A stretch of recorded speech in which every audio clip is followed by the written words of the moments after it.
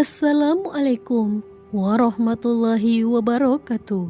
Pemirsa beriman, bercanda merupakan cara untuk menjadikan hari lebih ceria. Namun jangan sampai pula berlebih-lebihan. Jangan sampai segala hal dijadikan untuk bahan candaan. Bahkan Rasulullah SAW berpesan agar tidak bercanda terhadap 3 perkara karena bisa berakibat sangat fatal. Lalu, apakah ketiga perkara tersebut? Kenapa 3 perkara ini begitu penting? Simak terus video ini agar dapat menambah khazanah keilmuan kita. Pemirsa beriman, bahasan ini menunjukkan bagaimana kita harus menjaga lisan dengan baik. Sebab 3 perkara ini akan tetap terjadi jika terucap, walaupun dengan keadaan bercanda. Perkara-perkara ini dilarang keras oleh Rasulullah SAW untuk dijadikan sebagai bahan bercanda, karena akan tetap dihukumi dengan semestinya. Artinya, serius ataupun bercanda, perkara ini tetap akan terjadi. Berikut adalah ketiga perkara tersebut.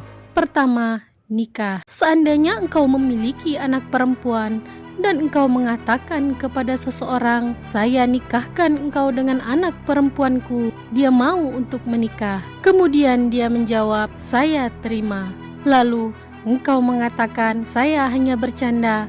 Engkau tidak sekufu atau tidak selevel dengan anak perempuanku. Ketika saya mengatakan bahwa dia mau menikah, saya berdusta, dan engkau tidak sekufu dengan anak perempuanku." Atau laki-laki tersebut yang mengatakan, "Ketika saya mengatakan menerima, maka itu hanya basa-basi saja. Saya sebenarnya tidak suka kepadanya." Maka dikatakan bahwa hukum pernikahan ini telah terjadi dengan sah. Tidak ada yang membebaskannya, kecuali pria tersebut menjatuhkan talak.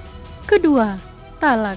Mayoritas ulama bersepakat, siapa yang mengucapkan kata talak atau cerai, walau dalam keadaan bercanda atau main-main, yang berasal dari lisan seorang laki-laki yang sudah balik dan berakal, maka jatuh talaknya. Sehingga tidak ada alasan jika ia mengatakan, "Saya hanya bergurau," atau "Saya hanya main-main." Bahkan para ulama sepakat akan sahnya talak dari orang yang bercanda, bergurau, atau sekedar main-main, asalkan ia memaksudkan tegas dengan lafaz talak.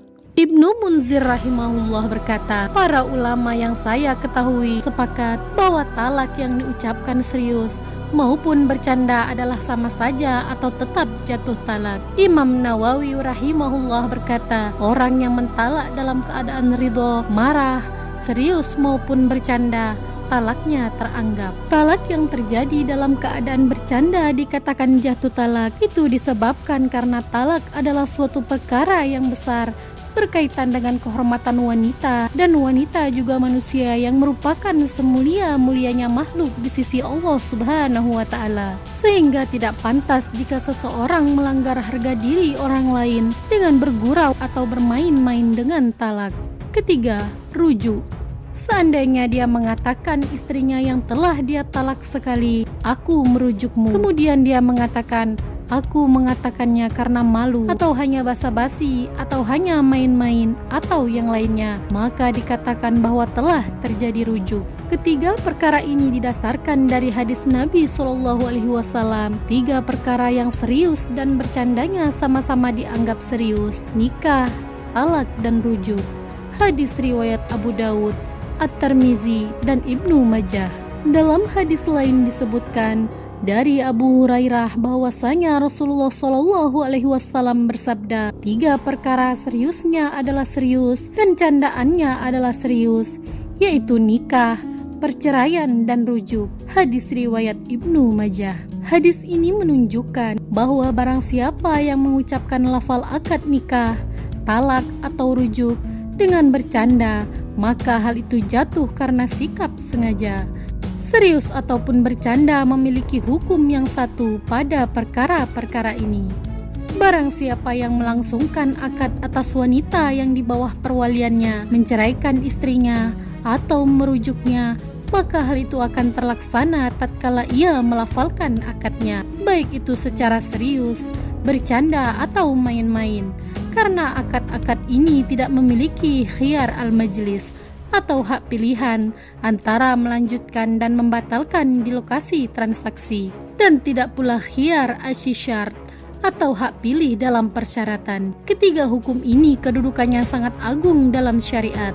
Oleh karena itu, tidak boleh bermain-main dan bercanda dengannya. Barang siapa mengucapkan salah satu dari perkara-perkara ini, maka ia siap menerima konsekuensinya. Dari Abu Hurairah radhiyallahu anhu berkata, Rasulullah shallallahu alaihi wasallam bersabda, barang siapa yang beriman kepada Allah Subhanahu wa taala dan hari akhir, maka hendaknya dia berbicara yang baik, atau kalau tidak bisa hendaknya dia diam. Hadis riwayat Bukhari dan Muslim. Wallahu alam bisawab. Pemirsa beriman, dukung channel ini agar terus dapat menebar manfaat dengan cara klik like, subscribe, dan share. Wassalamualaikum warahmatullahi wabarakatuh.